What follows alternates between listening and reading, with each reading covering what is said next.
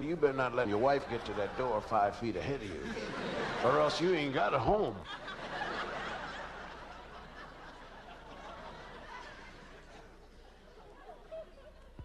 I stick right with my wife. Tried to lock me out, didn't you? Because they always win the race to the bathroom. And they let you know they're locking up. Now you see masculinity at its finest. The husband talking to the bathroom door. I said, come out of the goddamn bathroom, didn't I, hon? Sure, come out of the goddamn bathroom. I'm not fooling. I bought this house, and I'll kick the bathroom door in. Now you come out here and talk to me man to man. Come on out. Children are out here worried about you. Go on back to bed, kids. Your mother's gone crazy. Go on, get in the bed. She'll probably be committed. You won't see her anymore. But I'll be in charge and you get a lot of candy.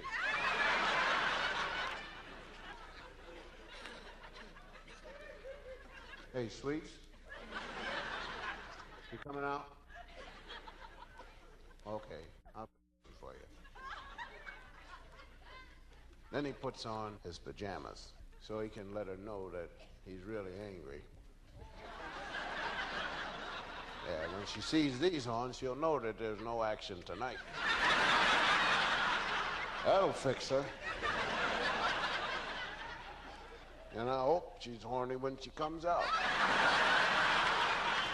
Not getting none of this good stuff.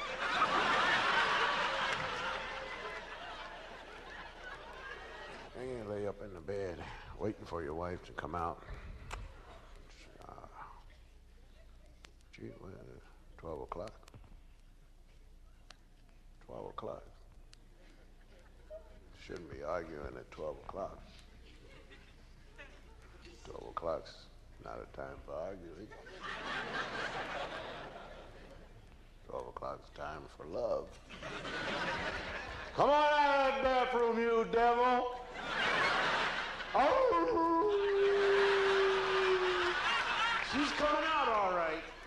But if you've been married long enough, you know how she's coming out. Razor blades in her curlers, sulfur grease dripping off of her face, a burlap nightgown, and barbed wire around the vital parts.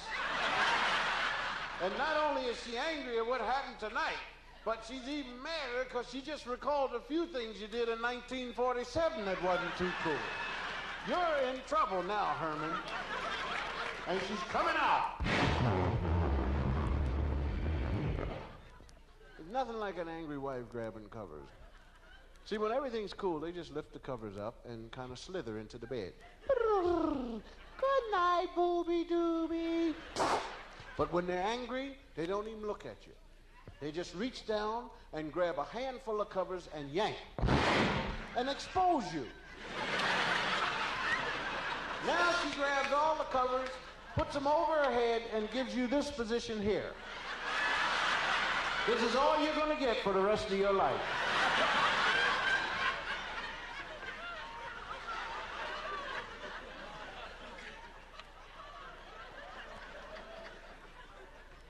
Are you going to keep this thing in my face all night?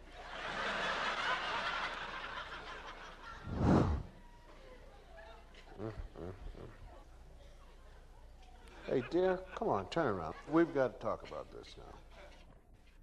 I didn't do anything, but I apologize.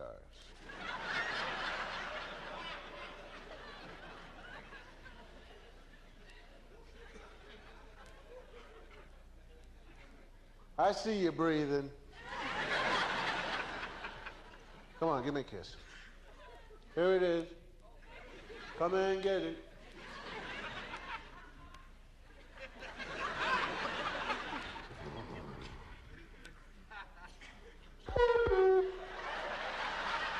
You take your hands off of me! Your hands are filth! And you are filth! You stink! You smell! And don't touch me with your filthy, sewery hands again!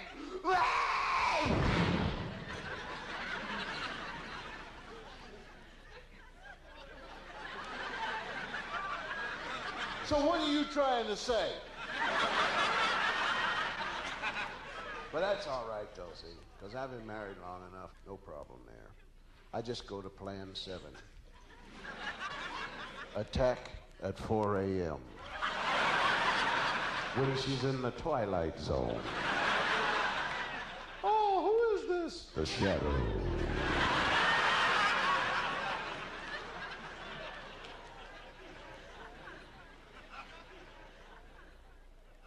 The coolest husband in the world is a man married 10, 11 years. You see him strutting, man, because he knows he's the greatest lover in the world.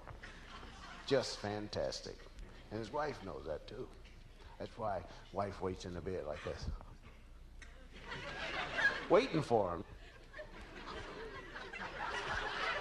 Because you know that the man who cares about you is coming out of that bathroom. Greatest lover in the world, and you know how groovy he is when he hits that bathroom door and comes out.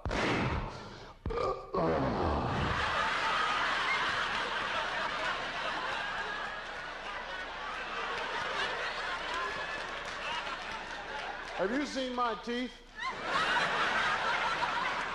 Ain't nothing like them.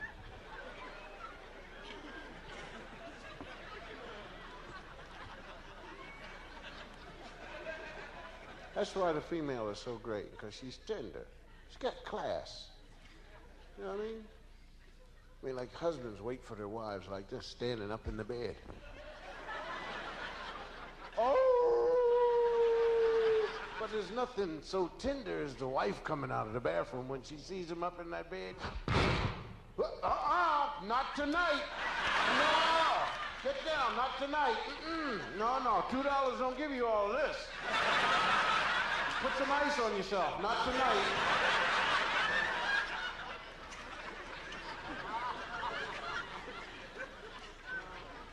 But why should it take so long for people to get to be groovy? Like, somebody should really help us in the beginning when we first get married, because I think that's probably the worst 2 years I ever spent with Camille. I mean, those 2 years where you try to impress each other that you're not really human beings. That's ridiculous. Trying to hide your odors from each other. Like in the first year of my marriage, I would sneak out of the bed and go brush my teeth. Brush, and come back and then talk to her. Hi. Trying to let her know that my breath never smelled overnight.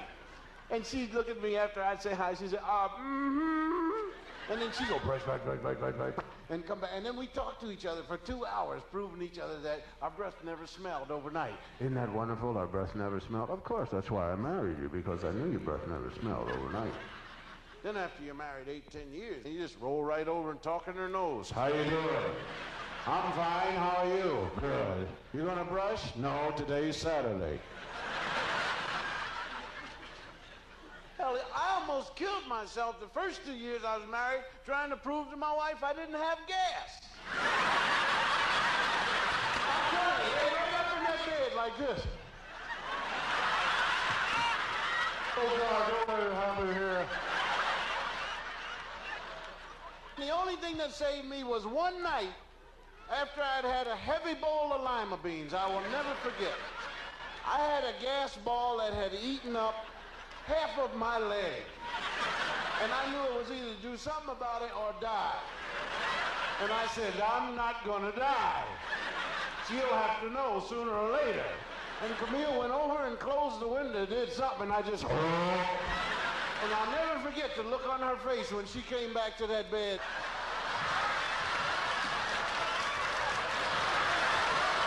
Is the dog in here?